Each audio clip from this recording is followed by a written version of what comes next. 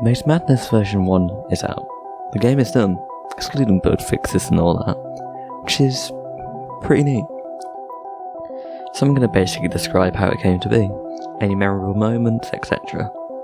This video might not be interesting for everyone, but anyone interested in programming or this game in general will hopefully enjoy it, fingers crossed.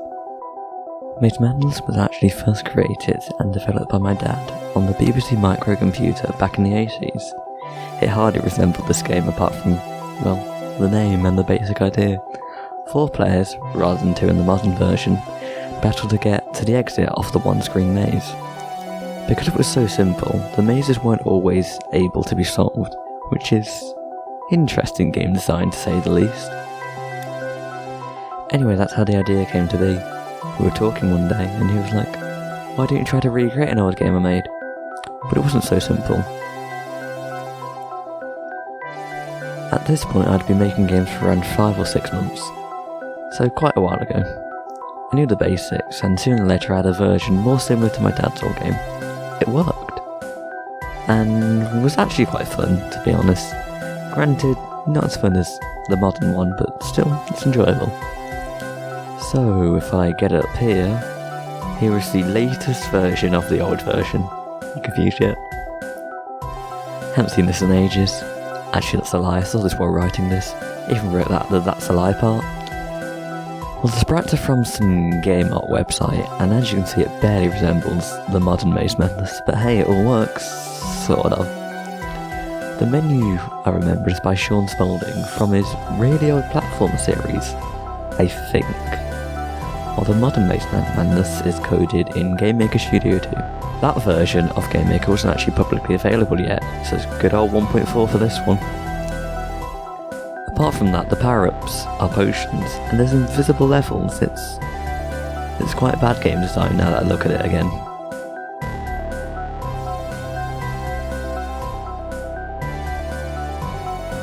There's Moonwalker levels, as I used to call them, and lack of controller support makes it fairly annoying to play on something like a TC. However, it works, and it led me to create this new version, which is done. Around 2 years ago now, Heartbeast, another Gamemaker tutorial creator, released a random dungeon video. It was 10 times better than any randomly generating script I'd created, or anyone's on the previous games for that matter, which sometimes could create unsolvable mazes. But anyway, I followed his tutorial and it worked flawlessly. I realised that this would eventually become a better game. Maze Madness. I had gotten better at coding at this point.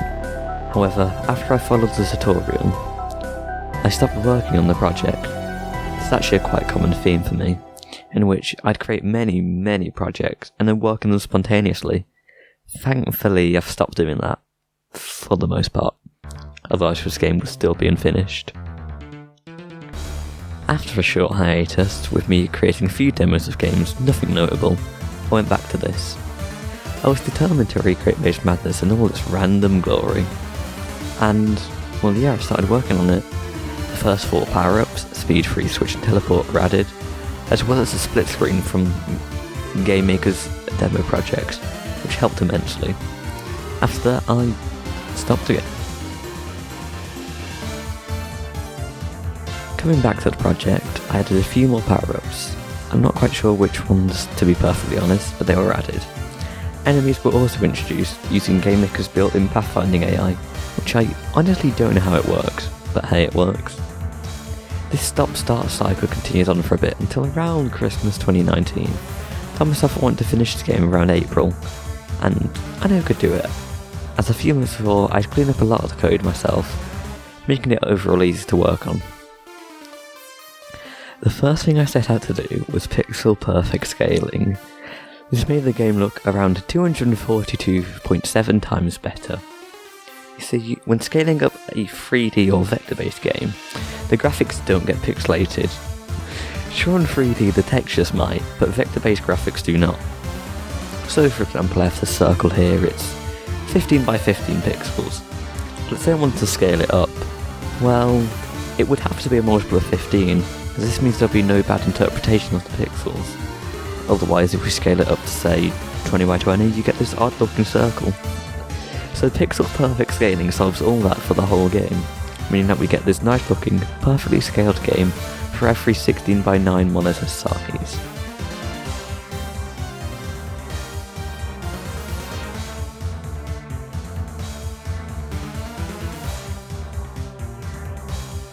Finally, the last power-ups were added, and then something good came out of the pandemic. I had time.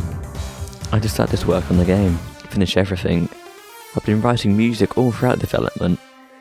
Composing music originally started when I was creating my RPG, which is a project that I want to continue, which is going to take many years.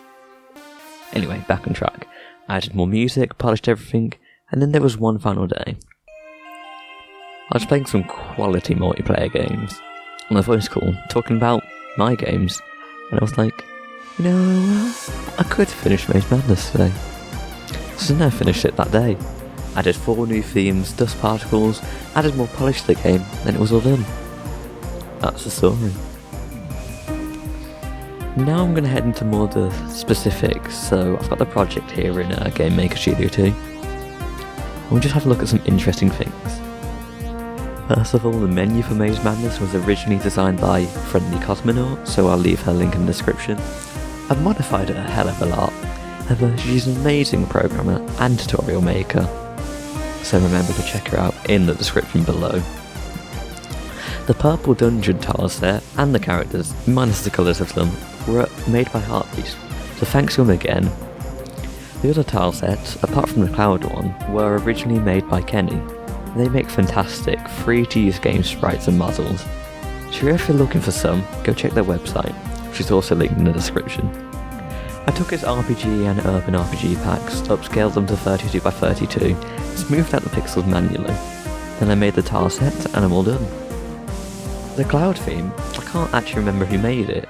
Well, who made the original texture for the floor at least. I remember creating the edges, I think. It was quite a while ago, to be perfectly honest.